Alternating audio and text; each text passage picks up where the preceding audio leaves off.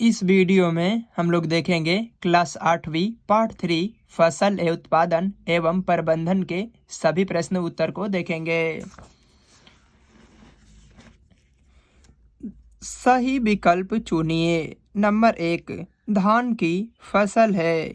इसका सही उत्तर हो जाएगा जो धान की फसल होती है वह खरीफ फसल। क्वेश्चन नंबर 2 चना की फसल है।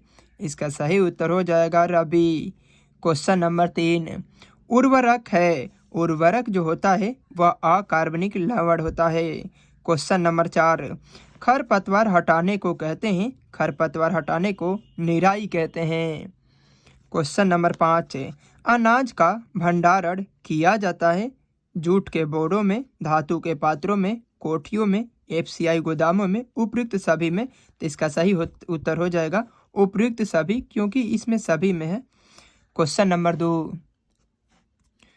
रिक्त स्थानों की पूर्ति कीजिए। नंबर 1 मिट्टी को उलटने पलटने की प्रक्रिया खाली स्थान कहलाती है, तो मिट्टी को उलटने पलटने की प्रक्रिया जुताई कहलाती है। क्वेश्चन नंबर 2 खाद खाली स्थान पदार्थों का मिश्रण होता है। जो खाद होता है वह एक कार्बनिक पदार्थ का मिश्रण होता है। नंबर 3 धान एवं गन्ना में खाली स्थान सिंचाई की जरूरत होती है, तो धान एवं गन्ना में अधिक सिंचाई की जरूरत होती है।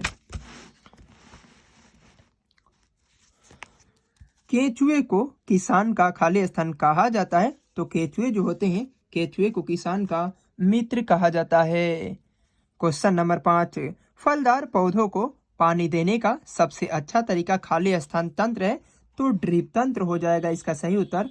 क्वेश्चन नंबर 3 कॉलम ए में दिए गए शब्दों का मिलान कॉलम बी से कीजिए।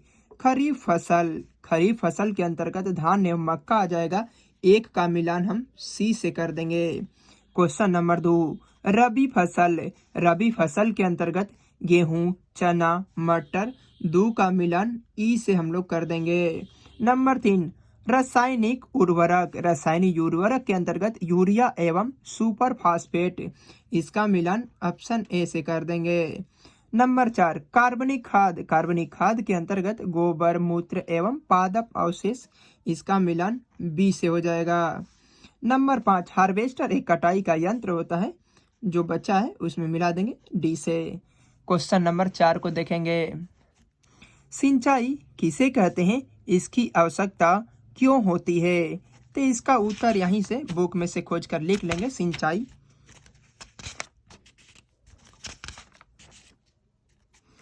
यहाँ पे दिया गया है, सिंचाई यहीं लिखेंगे। पौधों को जीवित रहने के लिए जल की जरूरत होती है, इसीलिए फसल के उत्पादन के लिए जल अत्यंत जरूरी है। पौधों को जिन पोषक तत्वों की जरूरत होती है वे पानी में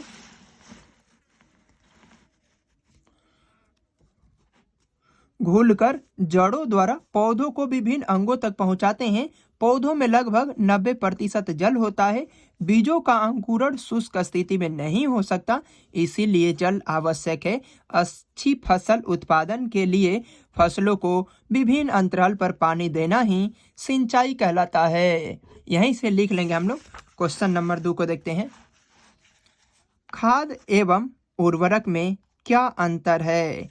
इसका उत्तर यहाँ पे दिया गया है। खाद एवं उर्वरक में अंतर। उर्वरक में हम लोग लिखेंगे उर्वरक एक अकार्बनिक लवण है, जबकि खाद में हम लोग लिखेंगे खाद एक प्राकृतिक पदार्थ है जो गोबर, मानव अपशिष्ट एवं पौधों के अवशेष के विघटन से प्राप्त होता है। इसमें उर्वरक में 2 नंबर में हम लोग लिखेंगे कि उर्वरक का उत्पादन फैक्ट्रियों में होता है, जबकि खाद खेतों में बनाई जाती है। उर्वरक से मिट्टी को ह्यूमस प्राप्त नहीं होती है, खाद से मिट्टी को ह्यूमस प्रचुर मात्रा में प्राप्त होती है। उर्वरक में पादप पोषक जैसे नाइट्रोजन, फास्फोरस एवं पोटेशियम प्रचुरता में पाया जाता है, जबकि खाद में पादप पोषक कम मात्रा में होते हैं। क्वेश्चन नंबर 3 को देख लेंगे अब। जैविक खाद से क्या लाभ है? इसका भी उत्तर यहीं पे बुक में से खोज कर लिख लेंगे। जैविक खाद को यहाँ पे दिया गया है।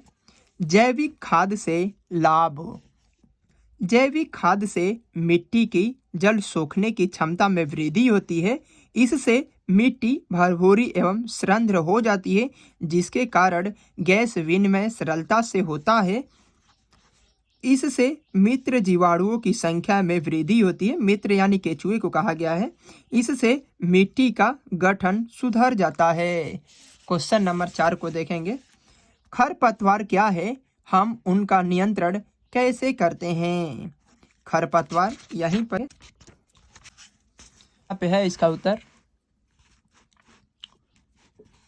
खेतों में फसली पौधों के साथ कुछ अवांछनीय पौधे भी उग जाते हैं, जो कि मुख्य फसल के साथ साथ भोजन, स्थान एवं जल का बंटवारा करके फसल को प्रभावित करते हैं।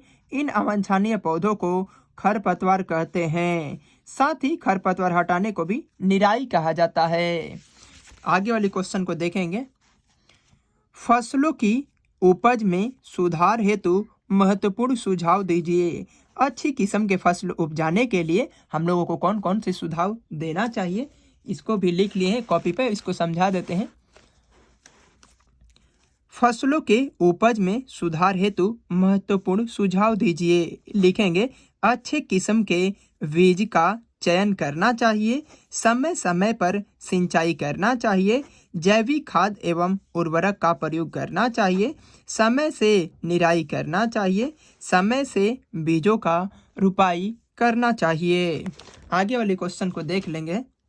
नंबर 6, केंचुए को किसान का मित्र कहा जाता है, क्यों?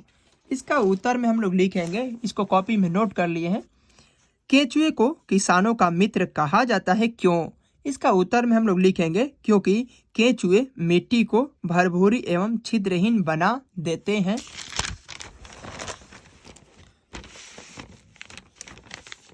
जिससे मिट्टी को ह्यूमस मिलती है एवं अच्छी फसल की उपज होती है। इसीलिए केंचुए को किसान का मित्र कहा जाता है।